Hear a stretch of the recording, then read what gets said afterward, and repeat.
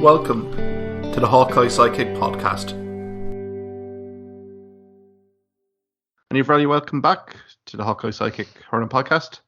This week I'm joined by Kieran Collins and Ruairi Walsh. How are things, lads? Hi, Mark. Very good, Mark. Yourself? Very good. I suppose, lads, Seamus Flanagan described it for final of the ages. So we'll go through Limerick's thrilling win over Clare in the Munster Senior Hurling Championship final. Kilkenny secure 3 in a row in Leinster. Antrim surviving a major scare against Kerry in the Joe McDonagh Cup. And we'll also look at the Minor Hurling Championship. Clare secured their semi-final berth with a good win over Laois in Cusack Park. No, Rory, you're from Clare, and myself and Kieran, originally from Limerick. We'll start in the Munster Senior Hurling Championship final first. I suppose, Kieran, you first. What's the reaction? What's the reflections after that match in Semple Stadium, Thurles? Sure, look, I suppose we're living on a crest of a wave, and I learned just to enjoy it while we're in the good times, because I know, and we should know, that they're not going to last forever. The first 4 in a row Munster titles in 86 years, so I think this bunch of guys, they're breaking all the records that were in front of them and doing it with style as well. I thought it was a cracking hurling match. I think you have to go back years to get one as good, especially for a final. It was a really tense encounter, and I think 14 times they were level, so I think that shows you how tight it really was. And there was never more than a puck of a ball between the two teams until the final minute. So so I think it just had everything. Physicality, intensity. Like, there was no let off. You're there wondering, like, it has to die off. They can't keep going with this pace for 70 minutes, which turned out to be 90 minutes. And they did. Conditions aside, they had to be in a big hamper on it, and it probably was in certain ways, but I think in other ways it probably made the game as good as it did. I think what probably won it for Limerick was, and these guys would have been criticised earlier on in the league campaign, but the Limerick subs coming on, I think they're probably a bit more battle hardened, and just kind of blended straight in physicality wise. There was no issue. David Reedy and Boylan, I thought was really impressive, and it's not for the first time this year. Graham Mulcahy coming in, I actually watched him for a few minutes, and he hasn't been scoring, but the work he's doing, just chasing everything and blocking, and he's like a little terrier going around. He's just unbelievable for a guy of his age. The work he does for the short times on the field is just immense. I think, that's what probably won it for Limerick in the end, was Limerick's subs coming on. I think Clare's bench probably isn't as battle hardened. Maybe they're probably a few years. Limerick probably a few years down the track more than what Clare are, and the last 7-8 minutes, Clare would have lost Shane O'Donnell, Peter Duggan, and Tony Kelly. So I think everything kind of revolves around these 3 guys, and they're really important figures in the Clare panel. So finishing off without these 3 guys in the field had to be a negative for them. Yeah, just a cracking game. I was at the game, came home and watched it, and it was no. Sometimes you think it's better when you're there than you're watching it, but it was just as good live on TV. It was just a cracking game, and I think people talking about or getting rid of provincial finals, I think it just shows it means so much to win them, and it takes a lot to win them, and I don't think that. I think it's bought hurling another 12 or 15 years anyway before that can be negotiated. Rory, we'll get you in here. Commiserations, Clare lads, but nothing to be downhearted about, really, Rory, here, given that performance from Clare. I mean, all the star guys really did stand up and deliver. Just one of those days, really, kind of an extra time, fine margins. What's the general reaction been in Clare post the game? I suppose, first of all, kind of immense disappointment originally, because they had the opportunity, I suppose, being so close to Limerick throughout the game, of maybe getting that famous win over the team that had been the kingpins of hurling for the last since 2018, since they won the All-Ireland. Really, I know they had to slip up in 2019, but still won the Munster Championship that year. So then I suppose as kind of the week goes on and you begin to think more about it, what they've probably shown is, again, for the third competitive game in a row between the league and the 2 championship games, that they can go toe-to-toe in Limerick, which shows the improvement this team has had in the Lohan era. And the second thing is, they're still in the championship. And one thing we mentioned last week is, even from a Clare or Limerick point of view, kind of coming out of the game, no red cards, no major injuries to worry about. I know Kelly limped off and Paul Flanagan, but they were both cramp. So so you have a full deck from both sides still going into the All Ireland series. Which really, it would be a shame to even crawl over the line, win a Munster Championship, and kind of blow your All Ireland hopes with 2 or 3 big injuries, which has happened to teams before in the past as well, not just in hurling but in other sports. I think of Ireland in a World Cup against France one year where beat France but ended up with half a team going out against Argentina. So look, the main thing was to stand up to Limerick, show that they're at that level. And do you know what, this from a Limerick, looking at how Limerick played, I think this game, I was more impressed with Limerick in this match than I was in any game last year, because Clare threw everything at them and had them at times looked in trouble, and Limerick kept their composure. You hear Kylie and Kieran talking about sticking to the process, and they did that. They didn't panic. They kept believing what they're doing would kind of, get them over the line. And above anything, because the kitchen sink was thrown at them, and more so than any game last year. Like, we could talk about the game in the All-Ireland final against Cork being one of the performances of the ages, but Cork didn't lay a finger in them. This was completely different. This was, as you mentioned there, just a physical war of attrition, as well as super hurling as well. Every single score was earned, apart from the couple of puckouts where I suppose homework was done by April Quilligan and Nicky Quaid, where they were able to pinpoint players in midfield, half hour line. They were the only couple of, you could say, almost soft scores in the game. Everything else was really earned.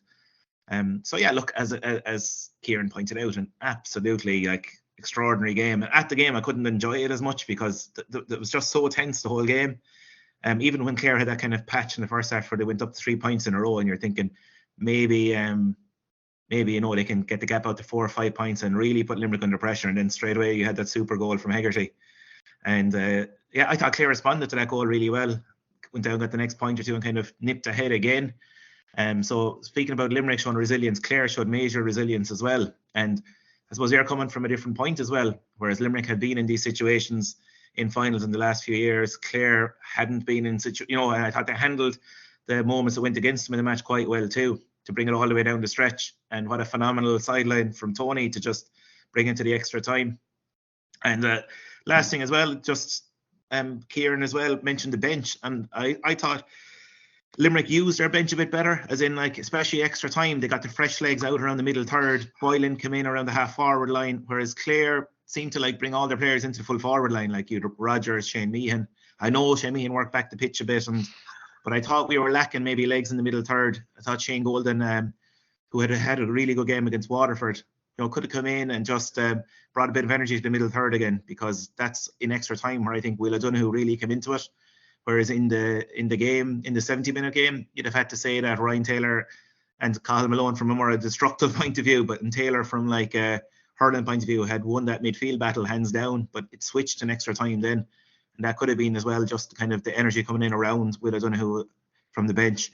Whereas, I thought maybe, I hate to criticise Lohan and superb job he's done, but maybe we could have used our bench that bit wiser, because at the end, as Kieran said there, it was a decisive factor. I think you're right, Rory. When you see Will O'Donoghue getting kind of dominated over, usually Limerick don't play well. I think when Will O'Donoghue plays well, Limerick play well, and that's down to what the work he carries out in and around there. And he wasn't on top, and I think Darragh Donovan wasn't on top either. And that's why Clare managed to keep Limerick in Ireland, keep with them all the way. But look, Lohan has done an unbelievable job, converting Shane O'Donnell from a scoring forward to the workhorse he is back there now. He's involved in everything that goes forward. The work he's doing is just unbelievable. For what I would consider a small enough man. He's really throwing himself about and really effective there. John Conlon, I mean, Jesus, the move to centre back is just it's real magic. Lasting 90 minutes. What's he? 32, 3 years of age. Showed no sign of any lag at all. Really, really impressive with Conlon.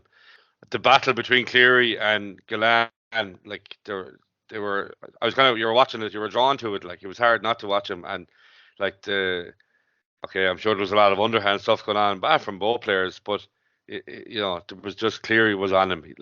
Gillan couldn't go to take a free, and Cleary was on his back. But I think the positive from Limerick for that then was Flanagan. I think really, really clever the way he read the breaking ball between them. Yeah. So I think he cleaned up off that duo. And that's why you've seen him score 8 points. I think a lot of criticism for Ruairi Hayes, but like Flanagan is a very intelligent player, and he's very, very hard to hold down because his movement. Like he will work harder than any player in that and any forward line. I think that's why we saw Flanagan so much on top.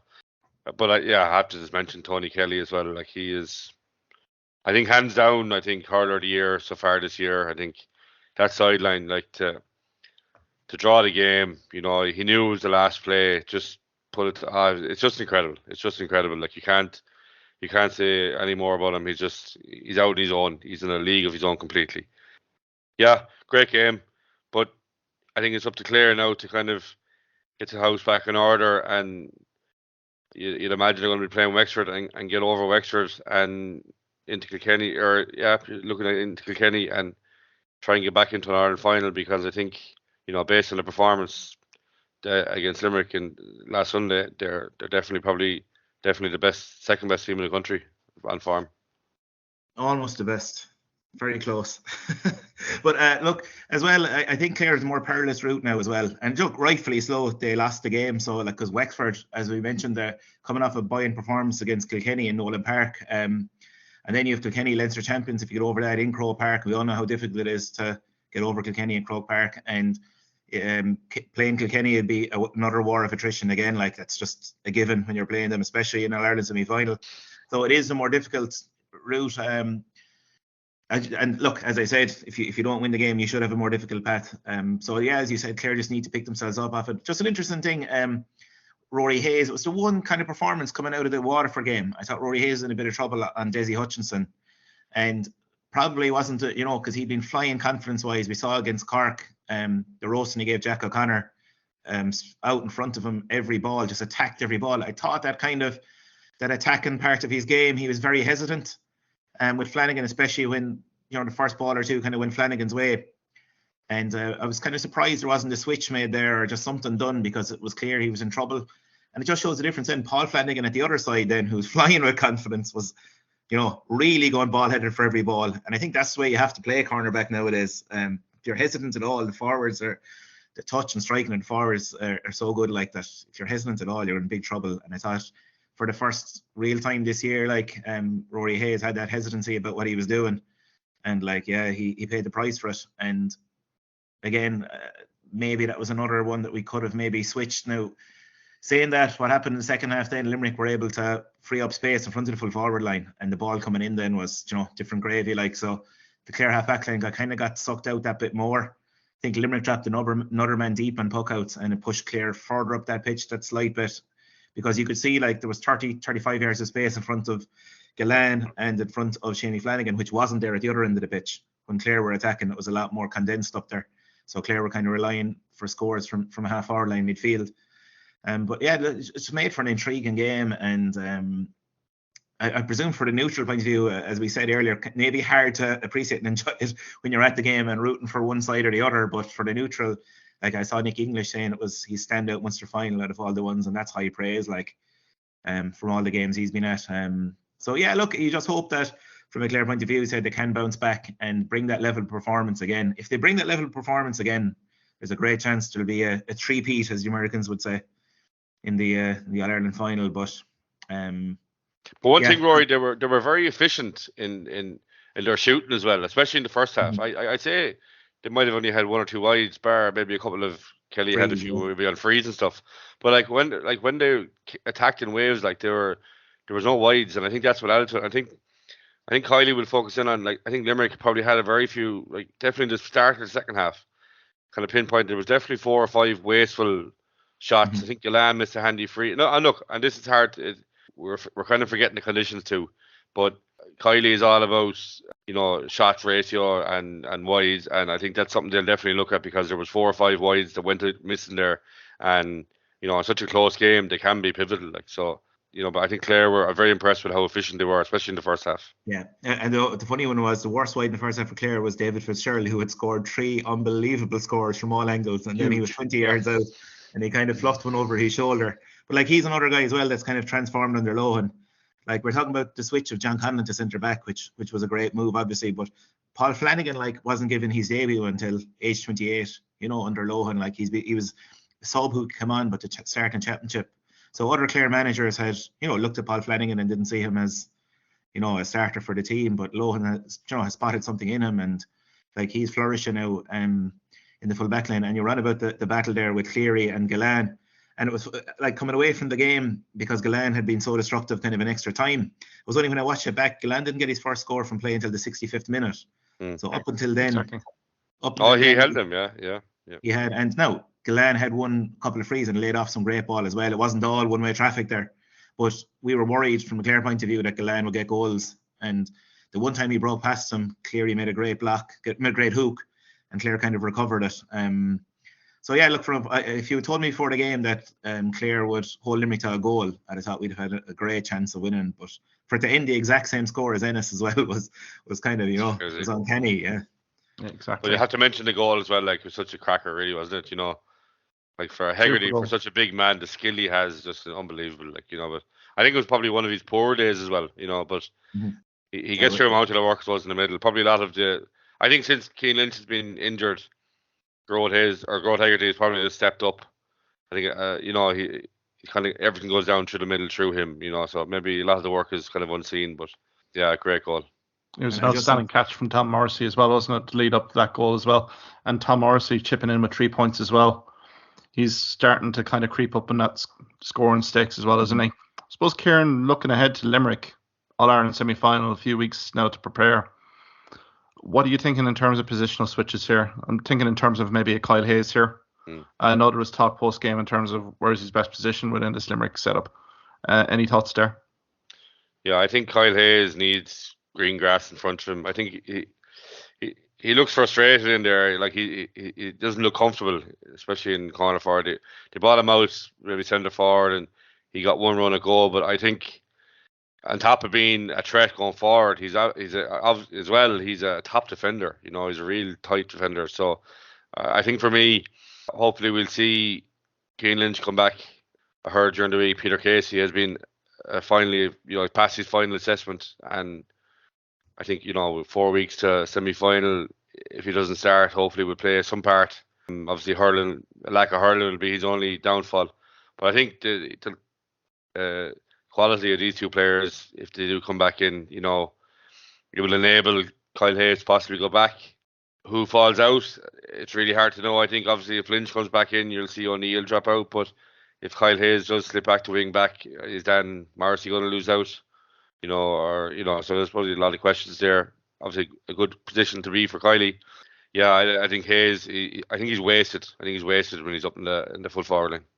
And I suppose give a special shout out to Richie English as well, coming in at a pivotal time. Mike Casey going off, and in fairness to Richie English, he performed pretty effectively back there in the full back line. Got a few blocks in. Was very kind of confident in terms of possession and distribution. So, as I said, Su's bench being huge. But I suppose, guys, we'll remember this game for an awful long time. Well, look, if Clare do, well, no, I don't want to talk about finals. It's way too early. But just mention Kerry again. Like this game is on in Tralee. Are Kerry that far off a Westmeath team who drew with Wexford?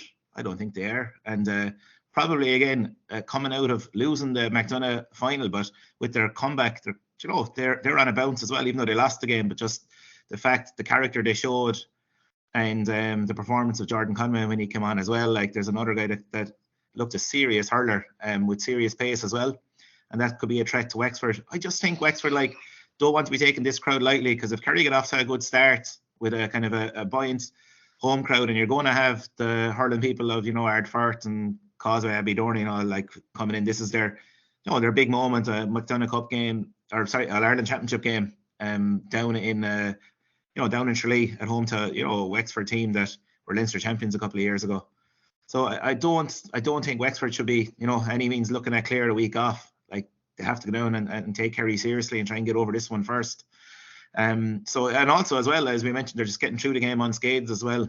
Because a week, if a dead leg or anything like that, a week is a short enough time for a turnaround.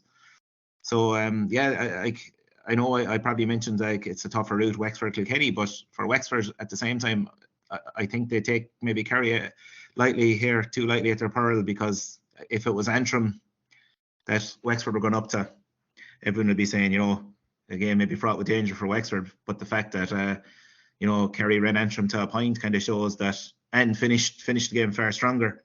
Shows that, they're not to be taken lightly. I suppose, Kieran, we can go to that Joe McDonagh final, really, essentially, that Antrim-Kerry clash. It's probably we talk about the Munster Senior Hurling final, guys, but I think this game, 522 to 424, is probably a phenomenal game on its own right and its own merits, really, on a Saturday afternoon.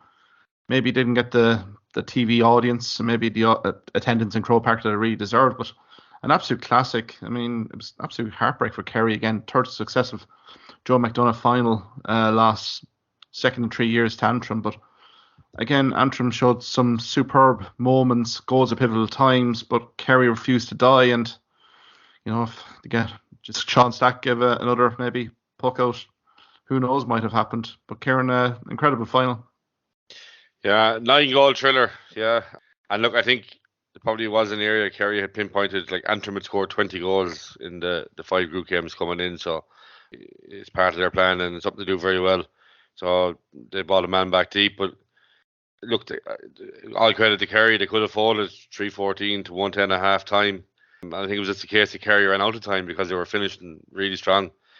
I think the difference maybe, even though they've lost the last 3 finals in a row, this year Kerry looks a lot fitter, and I think they showed that in the way they finished. Steve Malumphey, obviously, he's an army man, so I think he's going to have these guys fit, and I think they stick with him now and go again for next year. But you're probably looking ahead, looking at Laois are down there next year, so Laois will they?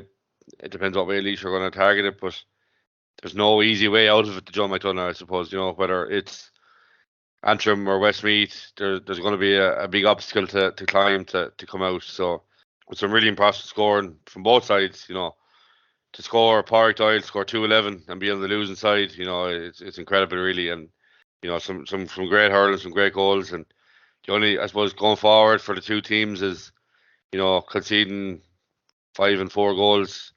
Defensively, they'll need to tighten up, especially for Antrim against a Cork team who will run with them at pace and try and open them up, and same for Wexford as well. So the one thing I will say, I think it's very unfair. I think it's another negativity on the GA is to play a week after this. The Joe McDonagh is their All-Ireland final, and for a game to be scheduled a week after, I just think it's unfair. Whereas stretch it out to 2 weeks, or let the team have a celebration, So these guys are obviously going to have a night or two and try and come back in and regroup for an important game for them. I just don't think it's fair to these Joe McDonagh teams. Totally agree with you there, Kieran. Rory, we'll bring you in there in terms of the Antrim performance. Congratulations to Antrim Saffrons for this win. I thought they played some superb hurling, particularly in that first half. The likes of Conal Gunning as an absolute superb player, finished up with 111. You Clark, McNaughton, Watson. They have a serious forward line here, Rory. And as Kieran had mentioned, 20 goals so far, and Joe McDonagh before the final really did speak volumes. But I suppose if you're going to talk criticism here for Antrim, after a minute 46, they were 11 points up on Kerry. There did seem to be quite a collapse in terms of shape and cohesion from Antrim, particularly in that defensive, to allow Kerry back into it. And would you be very concerned for Darren Gleeson heading into that Cork encounter in Corrigan Park on Saturday? Yeah, well, to begin with, watching the game, it looked like a Lee McCarthy team versus a Joe McDonagh team. In a way, Antrim looked like they were too good for the division the way they started the first half. Super hurling, real crisp stuff, and tore the Kerry backline to kind of drag them all over the place, creating gaps. And it was worrying, and the collapse, even the way their whole style, and we mentioned this before, we mentioned it last week, where we spoke about how it had happened Kilkenny against Wexford.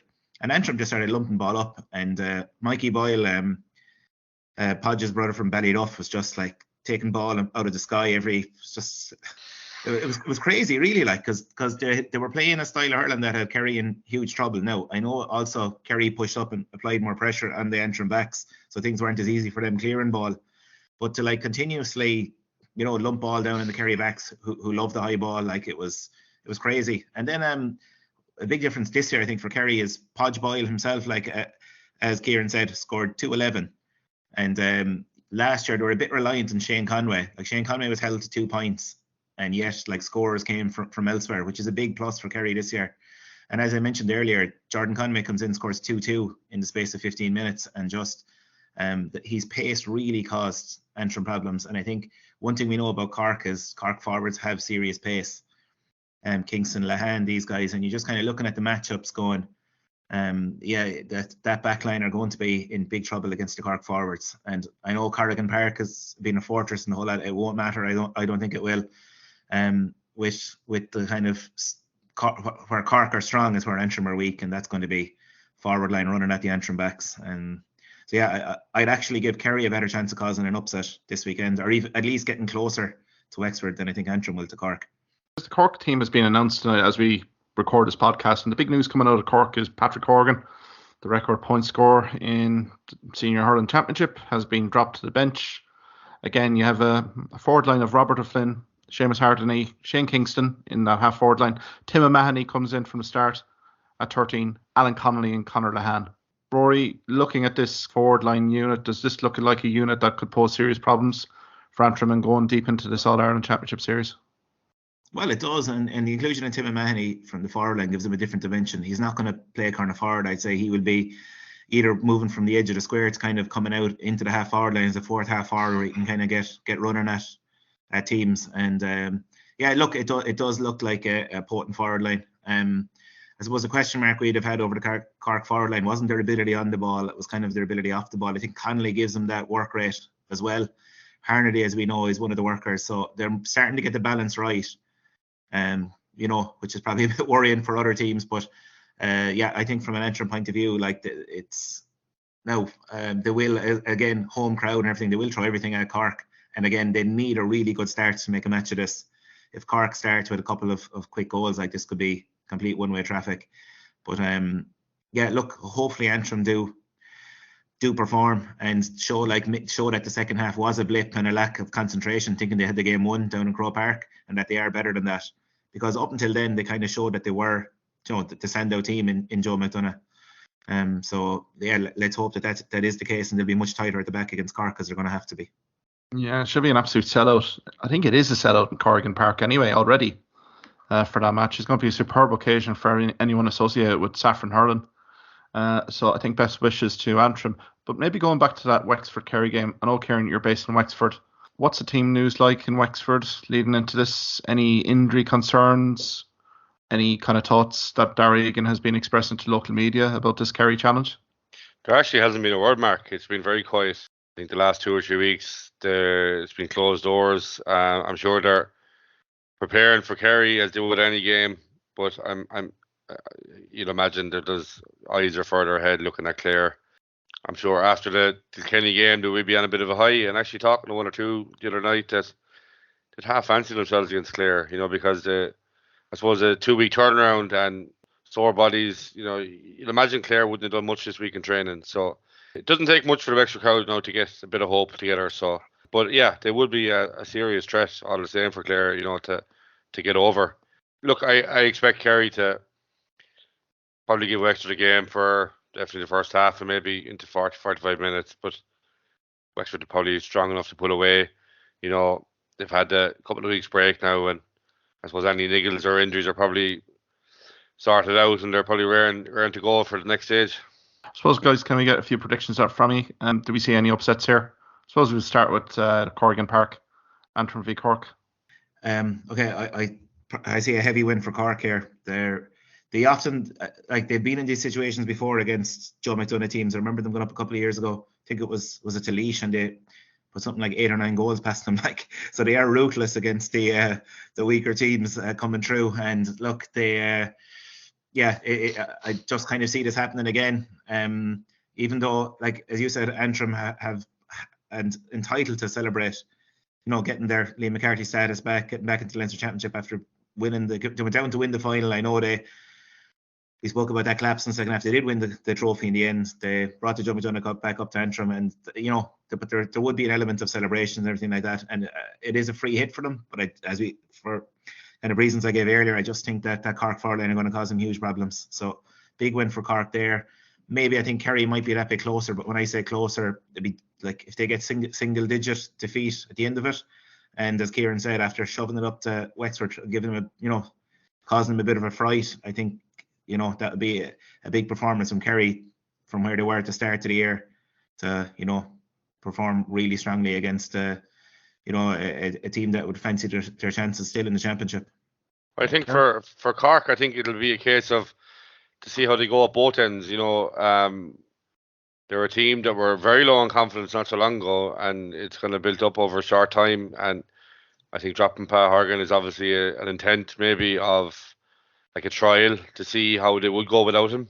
So I suppose in that regard, you might fear for Antrim's backs facing, like, we know how quick and deadly this Cork team, especially the forward line, can be. But I suppose at the other end, Antrim know to score goals, scoring 25 goals in 5 games now. So it'll be a test for Cork at the back, and that is probably where Cork have their frailties. So I think it'll be a test for Cork at both ends, but what better way to build confidence and to keep the momentum going than a heavy defeat rolling into a Galway team who will be hurting after the Leinster final. And in the Wexford Kerry, I think Kerry obviously going to be hurting over last weekend, and really they weren't far away. They just ran out of time in the end, but I just expect Wexford to be too good for them. They might put it up to them for, as I said, 40, 50 minutes, and Wexford will probably pull away. And with eyes, I think both teams will have eyes on next weekend. Yeah, I think I'll go along with both of you on those predictions. I think the Antrim performance would be probably the more curious one because they have an outstanding forward line, and as you say, Kieran, that Cork back line is still not settled, particularly in that full back line. I do expect goal chances to be created from Antrim, particularly with Gunning, Watson inside as well. Remember when Antrim played Cork the last time in an All-Ireland series, Watson had a superb game. I think he was man of the match a few years ago. So, I mean, Antrim will come, as you say, it's a kind of a free hit for Antrim. But I would kind of lean towards Cork and Wexford getting into the quarterfinals. Maybe we kind of introduce the Leinster Hurling final being kind of down the pecking order a little bit from Munster Senior Hurling Championship to Joe McDonagh. Now we're getting to the Leinster Senior Hurling final, and I felt very underwhelmed. I was down in Kilkenny last weekend. Saw a few of the Kilkenny players walking around Kilkenny on Friday evening after the team was announced. Looked pretty confident, and to be fair to them, on Saturday evening in Croke Park, they did produce a very professional performance, I would say. Probably scope for improvement against a very misfiring Galway outfit. Ruairi, what were your impressions of the final in Croke Park on Saturday evening? Yeah, and it was something we mentioned last week, how we were looking forward to it, kind of a Saturday evening game, sitting down watching the Leinster final, what we thought would be two great teams producing a cracking game, but it was, it turned out not to be that cracking game we expected. Kilkenny just brought their, usual doggedness to the game. They outfought Galway, and that's kind of the main, when the game was there in the melting pot, like Kilkenny had that more, I know it's very simple to bring down a hurling game with all the tactics involved and everything to will to win and fight, but Kilkenny just seemed to have that bit more fight in them. And one thing like that we all kind of know is if you have to beat Kilkenny, you have to match them that way first of all. And I think the sad thing is, and I mentioned this, I think Galway have the better hurlers, but they just lack that. And it was the one worry we had going into the game about Galway, that they can be flat in finals, and when things don't go against them, as we saw against Dublin in the championship last year, and against Waterford to another extent, although they did launch a bit of a comeback in the second half there, is some guys seem to down tools when things aren't going well, and that's not a great sign of a team, and it's not something Henry Shefflin would have been looking to instill in them either. So you're just hoping that they pick themselves up and really have a say yet in this championship. Like the Cork game is going to be tough for them, but during the course of the game as well, like there was a couple of times where we mentioned at the start where Galway had goal chances, and if they had got a couple of those chances, it's a different game then. And sometimes a game can swing in moments like that. If Galway got ahead of Kilkenny and had that confidence up then early, it wouldn't have been a situation in the second half where they were chasing the game, and every time they kind of seemed to get within 3-4 points, Kilkenny responded, and they kind of petered out in the second half, to be honest, the Galway challenge. And from kind of an armchair neutral point of view, watching it, like especially after with what we saw the next day in Thurles, it just seemed like almost like it's like when you go to a club game and see a senior club game, intermediate club game. Now that's nothing to take away from Kilkenny or Galway. Like they're at very close to maybe at Clare's level anyway. We'll find out when we meet Kilkenny if we get that far. But anyway, my point being that just even the scores in the game, that we didn't see the quality of scores we saw from Thurles. And I suppose you could say Kilkenny didn't match the intensity of Limerick and the intensity of Clare, but Galway certainly didn't. Yeah, Kieran, bring you in there. I mean, from a Kilkenny performance perspective, maybe a shaky opening 10-15 minutes where Galway did run at Kilkenny's defence. I counted at least 3 goal scoring chances squandered by Galway. But in fairness to the likes of Paddy Deegan, scores 2 points. Adrian Mullen as well in midfield. TJ Reid, just absolutely deadly accurate. Gave an exhibition on frees. They just literally ebbed, just kept the scoreboard ticking over. Mightn't have been spectacular by any stretch. But Galway did really struggle to find anyone apart from Conor Whelan in open play to score. But it was a very efficient, I thought, performance of Kilkenny after minute 20. Yeah, I think once it all settled down, I think what it was that the two teams' defensive structures actually held well. And I think what it forced the two teams to do was just to shoot from distance. I think there was no way through either side. And it was just having pot shots from long way out. And I think possibly Kilkenny just had the better, stickmen, better strikers. I think Adrian Mullen in midfield, I think he's done really well the last few games for him. He scored a couple from play. Yeah, it's really hard to take a positive, especially from a Galway point of view. TJ, yeah, he was any angle, any distance, he seemed to nail him and caught a couple of high balls there, which are absolutely incredible, back to what we know him to do. I think Mikey Butler, we talked about Cleary and Gallan, but Mikey Butler and Mannion, he followed him everywhere. He didn't give him an inch of space, and I think it showed. I don't think Mannion actually scored. I think as well, Cooney had a lot of, I think, bad wides from frees, especially in the second half there when they were still in the game, and I suppose they were never out of the game, but a couple of frees I kind of noted that they were, definitely should have been taken and would have bought them into 1 or 2 points, and they just didn't convert them. And I think once that shows Galway and how they just basically give up. They scored 1 point from play in the last 30 minutes, so I think that's a stat that'll tell its own story. 8 points from play from 23 shots at goal, so very wasteful as well. And I think they really struggled, and they only won 9 on the 23 long puck outs. Now, I know Galway teams in the past probably wouldn't have been concerned about puck outs, and they would have won the ball back on turnovers. But I think Kilkenny were probably a bit more, efficient the way they worked the ball through, and just Galway didn't get to it. But I think you just question where do Galway go from here this year. Like, chances are going to be coming up against probably an always confident Cork, but Cork who are on a bit of a roll, considered how results go at Antrim, but probably at different spectrums. It's really hard to know how they're going to go. I think you'd fear from if Cork get through Antrim, Cork bring that run and attacking game at Galway. It's hard to know how they'll react. This isn't a new for Galway.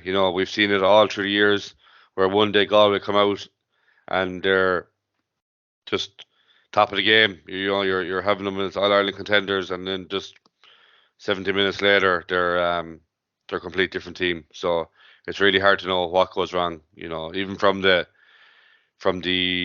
round robin games to now, they just looked a complete different team. Even though they have been going fairly well. I think as well to mention Keenan Fahy, the stamp on Richie Reid, there's no place in hurling. And I think that needs to be dealt with. And there's a couple of incidents in the Clare Limerick game, but not to that intent. I just think from GA, they definitely have to deal with stuff like that. We don't want to see that in the game. That issue may come to a head pretty soon, I'd say, Kieran. I suppose, Ruairi, onto you. I suppose you learned from your losses, and I suppose Henry Shefflin's probably learned plenty about the Galway psyche and probably culture in terms of maybe a provincial final not going their way after Saturday. Do you see any positives for Henry after that defeat? Yeah, absolutely. Like, as you say, and you're dead right there, you learn more from your losses, and Cody learned from the Wexford game. The half forwards dropped back, and the Kilkenny backs coming out with the ball then were looking for their half forwards, who would track back deep, and that made a big difference in the game. The few times they did lump the ball along down on top of Dahi Burke and Joe McDonagh, they lost possession. So that was like, far rarer did they hit kind of long, hopeful ball like they did against Wexford. They were a lot cuter with possession. And as Kieran pointed out, when Galway lost those puckouts, it wasn't like they were turning ball back over again. Kilkenny were a lot more shrewder in possession. But then from a Galway point of view, I think, yeah, Shefflin should learn a lot from it. I thought the use of Mannion was quite poor.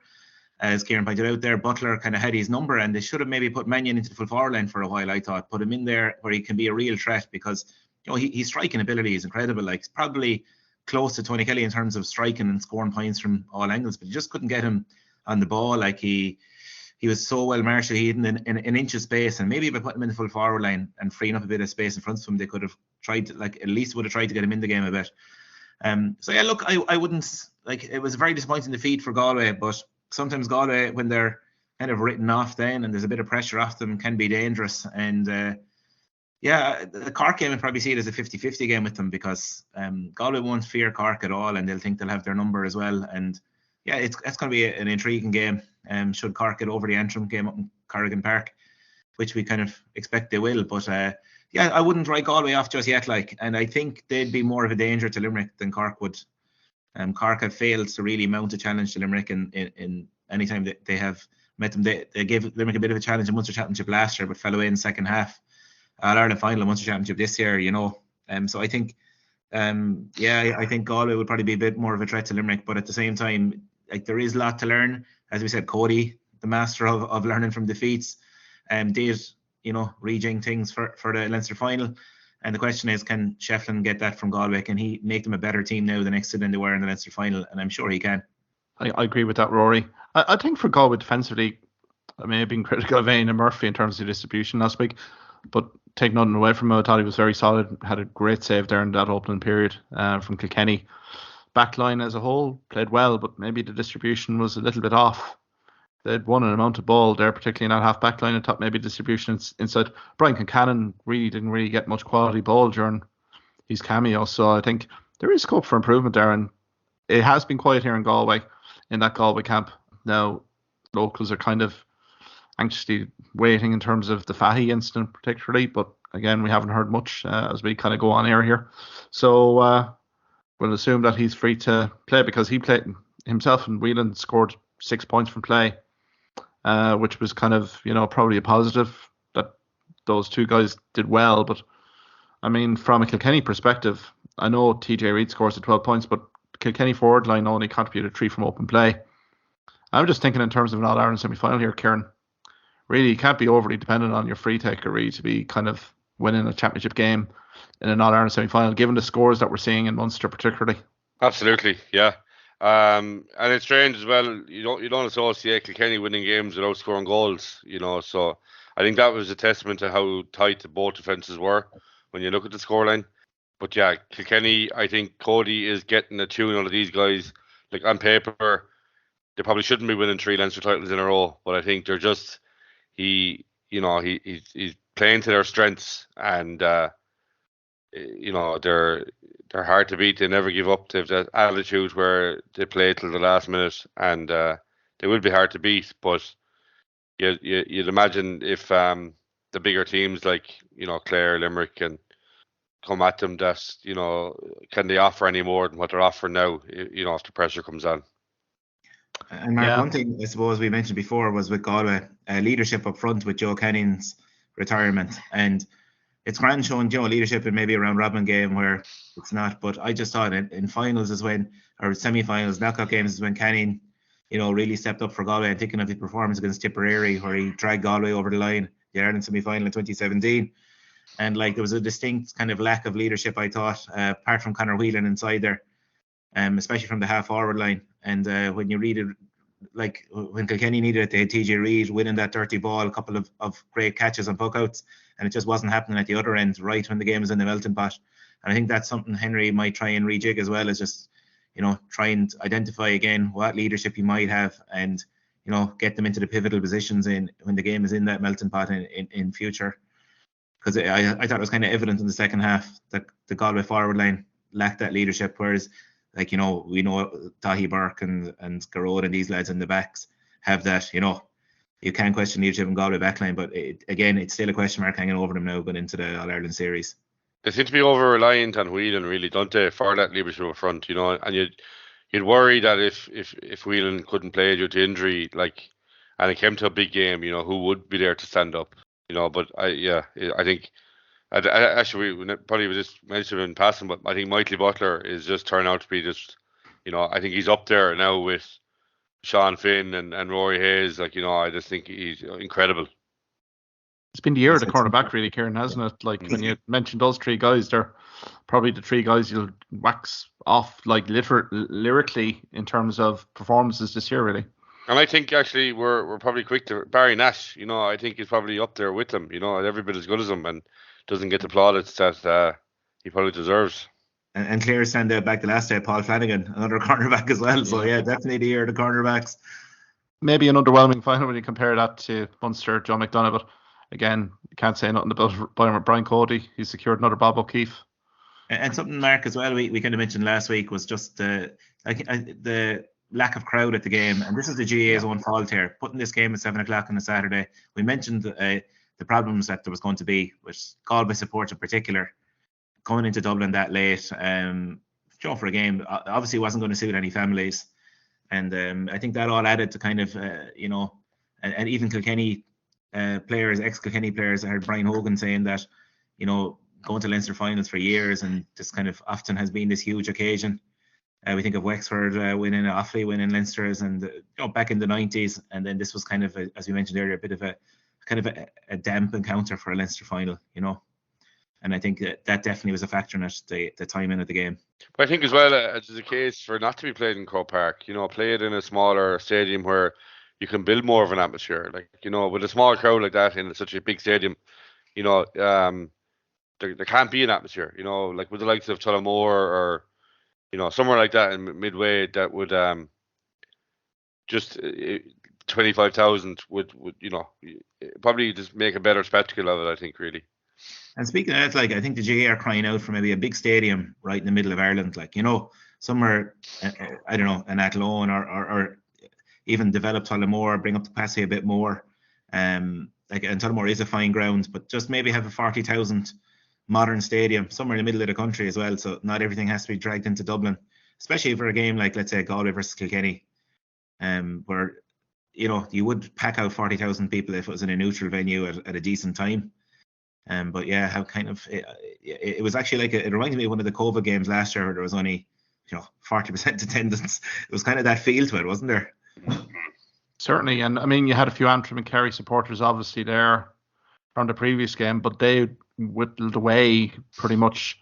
Second half wise, it was very much a very eerie silence. Some of the scores pretty much greeted with pretty mute responses. But I'd maybe go one step further and say, if you're doing a round robin, surely the top seed gets home field advantage for your provincial final. I know that mightn't work either, logistically home and away for certain county boards, but it would be a massive incentive in terms of being a top seed. It was hard enough to get a ticket for the Munster final in hurlers. Imagine if it had been up in Ennis. Fact, yeah, down in Cusack Park, it would be down in Dunstores or wherever, outside the ground, literally climbing up roofs and stuff. But yeah, maybe I'll chalk that one off. I suppose we can move on to the minors, guys, in Cusack Park. And I suppose this is another example of maybe massive fixturing, scheduling masterclass from the HQ. When earlier on Saturday afternoon, we had the Clare minors against the Laois minor hurlers. And then a few hours later, we had the Clare and Meath footballers in the qualifiers. But I think we'll focus here on the minor hurling. Rory, you were at the game between Clare and Laois in the minor hurling championship. A great win for Clare over a very dogged Laois outfit. What's your reflections on the game? Yeah, like we from a Clare point of view, kind of knew what Laois would bring. Like, they had been very consistent in Leinster, beating Wexford, beating Kilkenny, giving Offaly 2 good games, and then running Galway to 3 points the week beforehand as well, and putting real pressure on Galway at the end of that game. Galway were kind of lucky to get out of that one. And this was a Galway team that had hammered Clare the previous week. So if you were looking at results and trying to read a form line, you'd nearly be thinking Laois should be favourites going into it. Clare played with breeze first half, thought they played really well in the first half, really opened up the Laois back line, led by 9-10 points, and they were good for that lead. And started the second half then. First 10 minutes playing against the breeze, Clare still dominated and had 2 really good goal chances. Another one, the Laois goalie came and snuffed out. And speaking of the Laois goalie, he had a huge performance. And poor Laois man, let me just think his name. Yeah, Brucken O'Reilly had a super performance, and he kept Laois in it. And it just shows, if you don't take your goal chances and you keep a team in there, because Laois got a 21-yard free, scored the free, and suddenly like it was, Clare were under the caution for the last 10 minutes, and another 21-yard free kind of stopped on the line, and in a way, like, it was kind of a sigh of relief when Clare should never have been in that position. It just shows like the importance of a goalkeeper keeping you in the game. And I suppose going back to the Munster senior final as well, just mentioning Quilligan and Quaid, I thought their puckouts were like lasers. Like, the standard of puckouts now in hurling is incredible, and you can even see that filtering down to the minor keepers as well. It's become such an important part of the game, and it's probably one of the main things now. When you are picking a goalie, you're almost looking at their ability to puck the ball, into the eye of the needle, more so even than their shot stopping come second now. But look, from a Clare point of view, it is huge to get to an All-Ireland semi-final. Just last year, like, there was kind of, everyone was talking about Clare underage being in disarray, and it just showed that how quickly things can turn around. And even if we know Offaly are a superb side and they're going to be red hot favourites in this game, but just the fact you're there and you get another day out, the bigger the occasion, just all experience for these guys. From a player's point of view, then I just thought, we mentioned how the Clare half Hurling had a quiet game against Galway. Jack O'Neill again, 3 points from play, centre forward, caused the Laois backline lots of trouble, and the 2 wing forwards then, Organ and Martin from Clonlara, they chipped in with 2 points each as well.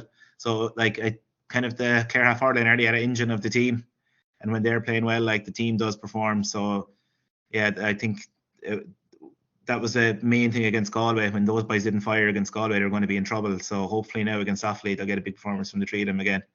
So yeah, look, and talking about fixtures, like, I don't see why Clare and Laois wasn't put on ahead of the senior game. And there's this kind of a reluctance in the GA now to play a minor match, under 17s, ahead of a senior game. It's like they're saying the occasion is too much for the players. I'd say ask the players. Ask the players, are they comfortable playing in front of the packed grounds? And I'm telling you, like, no one from being involved with a under 17 this year, no one from talking to the young lads, they want the bigger crowd there. They want to perform, and that's the experience they're going to get, like, is playing in front of crowds, like. And it's not like, for the minor game, you're never going to have a packed out stadium for the minor game anyway. So it's not like they are playing in front of the, full house yet. So I think the players would love to play in front of the big crowds, and this is going to be a problem now next weekend, because the Clare and Offaly minor game is fixed for Thurles on the Friday night at 7:30, and then Clare and Wexford senior game is on down in Páirc Uí Chaoimh on the Saturday. So it's kind of madness. Like, again, the GA fan expected to, make a trip from Clare down to Thurles on a Friday night, and then, less than 24 hours later, trip down to Cork for the senior game. And really, these games should be put on together. I'd agree, Ruairi. A little bit of pragmatism on the scheduling front should be required at this stage of the year. Kieran, bring you in terms of the Laois minor hurlers. The campaign's over, but I think an awful lot of memorable performances here from that Laois team, and I suppose they've unearthed a few players, particularly right down the spine of the team. I suppose Ben Deegan being very prominent in terms of the free taking. Ger Quinlan as well, maybe a little bit quiet in Ennis, only 1 point, but has provided an awful lot of good cameos in full forward. I think in the full back, goalkeeper, centre half back, there's an awful lot of good talent coming through in this Laois setup, and should bode well for Cheddar Plunkett going forward if they can produce more of these teams in the coming years. Yeah, I think we've talked about it as well in the past few weeks. Like, the secondary, the up and coming teams, it's great to have a good young underage team, but like, one isn't going to do it for them. They need to keep producing these players, and the work shouldn't just stop here. But I think from a Laois point of view, looking back at the year, they'll be happy getting to a Leinster final. Okay, obviously against a very good Offaly team. But yeah, Ben Deegan was probably the standout player for him this year.